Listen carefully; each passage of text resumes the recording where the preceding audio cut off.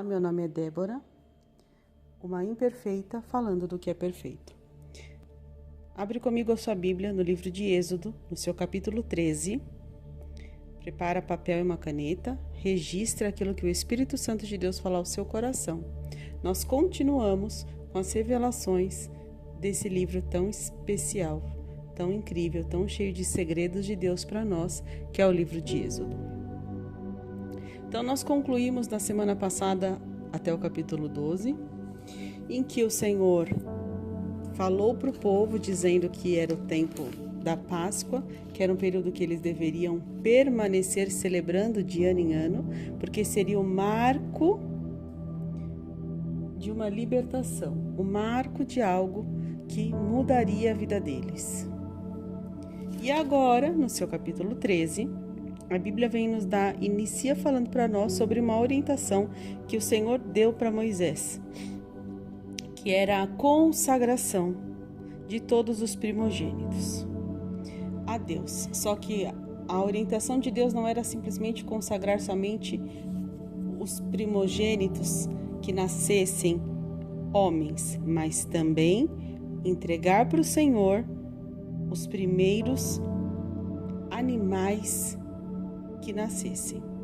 Então o Senhor estava ali fazendo uma exigência de uma oferta, tanto para consagrar os filhos, como para oferecer uma oferta ao Senhor. Então o verso 2 vem falar conosco e já nos trazer uma revelação de que nesses novos inícios, nesses novos começos, nesses novos projetos, nesses novos tempos, nesses novos empreendimentos, façamos e separemos a oferta ao Senhor. E aí então, depois na sequência, o próprio Moisés vai ser boca do Senhor para falar com o povo e dizer para eles: olha, se alegrem e celebrem. Esse é o tempo. Celebrem e se alegrem, porque estamos saindo da terra da escravidão. É tempo de celebrar e de se alegrar. Por quê? Porque não necessariamente é o tempo de sair de uma terra, de um espaço físico, de mudar de cidade, mudar de rua, mudar de bairro, talvez seja, mudar de país, talvez seja. Mas essa saída dessa terra da escravidão. O que é a escravidão? É você trabalhar, dar o seu suor e ao final não poder desfrutar. E a Bíblia diz, não é? Que o homem viveria do suor do seu trabalho, mas a Bíblia também fala sobre desfrutar, né? E esse povo, enquanto escravo, tudo que eles faziam era não desfrutar. Era exatamente o oposto de desfrutar.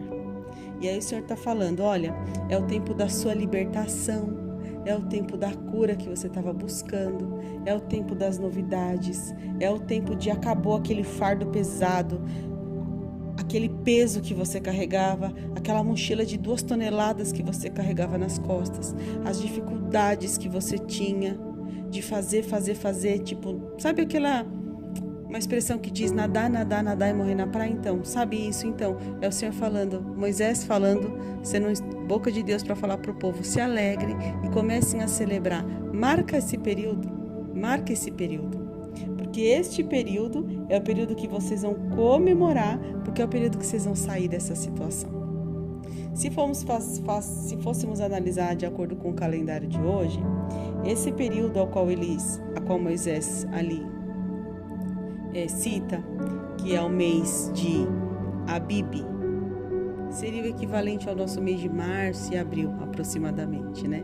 Então, Moisés falando, nesse tempo do calendário, é o nosso tempo, é o tempo da libertação de vocês. É o tempo da libertação. Então, permaneçam comemorando, celebrem. Por quê? Porque a cada celebração vocês vão comemorar, celebrar e contar para a descendência de vocês o grande poder do Senhor, o que Ele fez, a forma como Ele agiu e a forma como tudo aconteceu. E então Moisés tem algumas orientações né, para o povo naquela época, relacionado ao tipo de alimentação, o que eles poderiam comer, como deveria ser, em que tempo, como seria. E aí nós vamos associar com o que a Bíblia diz lá em Deuteronômio 28, que diz que se nós fizermos aquilo que o Senhor ordena, as bênçãos de Deus correrão atrás de nós. Hoje o Senhor não tem essa ordenança dizendo: vocês vão ficar tantos dias comendo pão sem fermento, vocês vão ficar tantos dias fazendo isso, vocês farão uma festa assim. Ou pode ser que o Espírito Santo de Deus diga algo específico para você, né? Mas esse tipo de orientação que havia antes, hoje nós não temos mais, a não ser que Deus te dê alguma direção específica. Mas o que é isso? Eu sigo as orientações de Deus, eu obedeço ao Senhor, e então o que acontece? As bênçãos do Senhor me alcançam. Por quê? Porque eu obedeço ao comando, à palavra dele.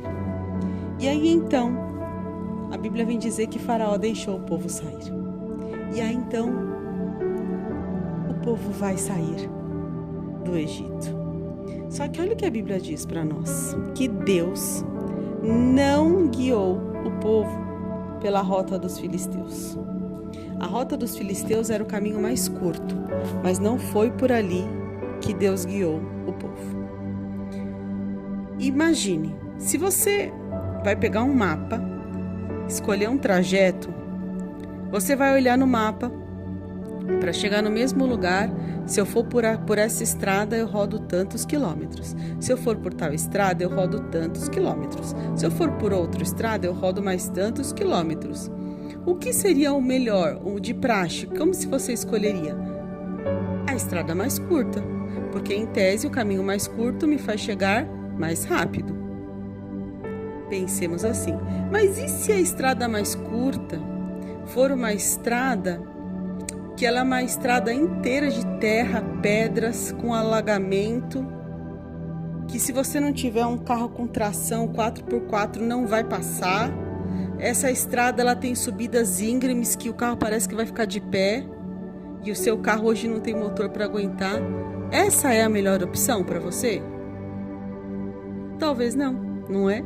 De acordo com a sua realidade, com o seu carro, com a sua experiência como motorista, porque isso também conta.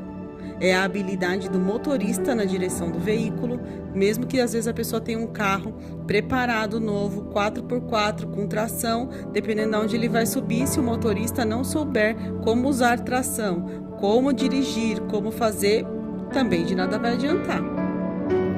Mas aí tem um outro caminho.